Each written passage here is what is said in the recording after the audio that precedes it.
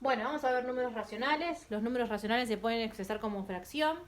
El número de arriba se llama numerador y el de abajo se llama denominador. Y dentro de las fracciones hay una clasificación, que pueden ser propias, impropias o aparentes.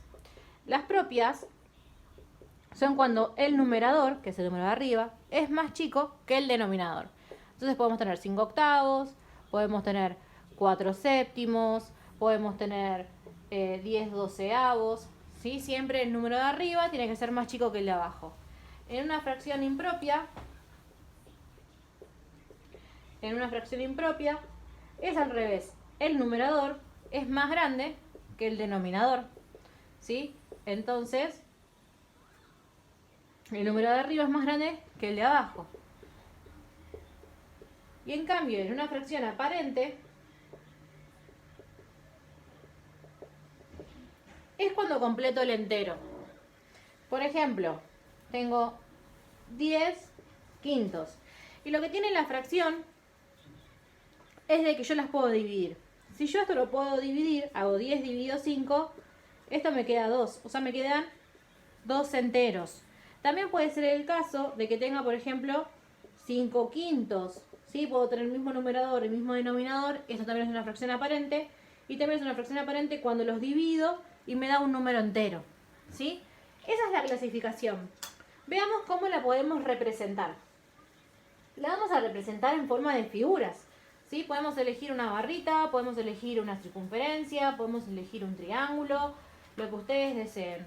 Entonces, si yo tengo que representar, esperen, escribo representación de fracciones en figuras.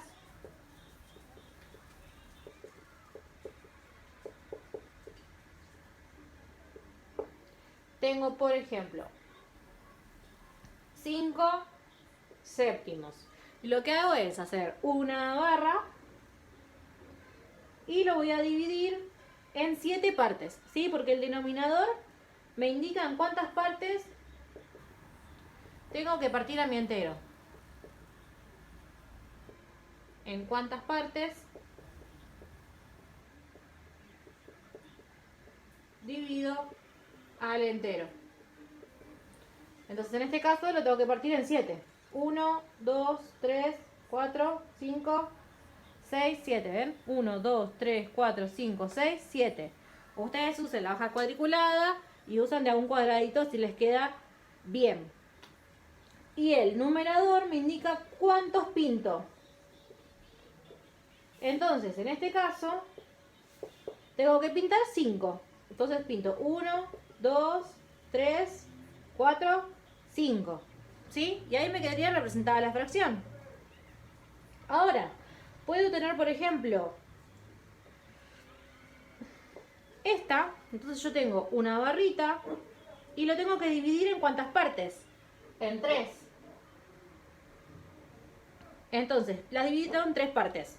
Y tengo que pintar la cantidad que me dice el numerador. En este caso tengo que pintar 4. Pero, ¿puedo pintar 4 si tengo 3? No. Entonces vuelvo a hacer otra barrita y la tengo que partir en 3. ¿Sí? Porque siempre tengo que partir en 3. ¿Y ahora sí me alcanza? Sí, ya puedo pintar 4. Entonces, pinto 4. Y ahí tengo representado el 4 tercios. Esta sería la representación. Ahora veamos cómo pasar de fracción a decimal. ¿Qué quiere decir decimal? A número con coma. Por ejemplo, yo tengo un medio. Para poder pasar de fracción a decimal, lo que hago es dividir el numerador dividido el denominador. Entonces hago 1 dividido 2.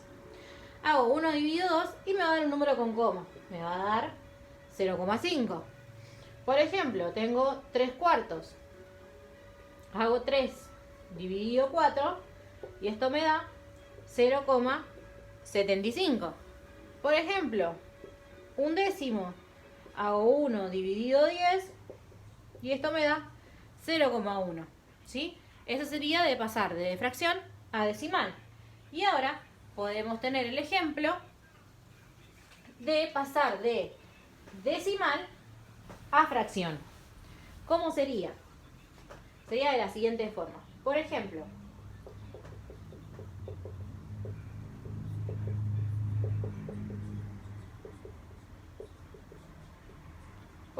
tengo 0,1. Lo que hago es escribir todo el número sin la coma, o sea que este número sin la coma es un 1, ¿sí? Y abajo, como hay un solo número después de la coma, va a ir un 10. Ahora supónganse que tengo así. Escribo todo el número sin la coma. Sin la coma, si le saco me queda 23. ¿Cuántos números hay después de la coma? Uno solo. Entonces también va 10. Ahora veamos, si tengo así. Escribo todo el número sin la coma, me quedaría 112. ¿Cuántos números hay después de la coma? Hay 2. Entonces escribo con 2 ceros, o sea, sobre 100. Depende de cuántos números tenga después de la coma, va a ir o con un solo cero, o con 2 ceros, o con 3 ceros, 4 ceros, etc. Acá como tengo un solo número después de la coma, va un solo cero, ¿ven? Entonces me queda con denominador 10. En este caso tenemos 2 números después de la coma. Entonces me queda 100, ¿sí?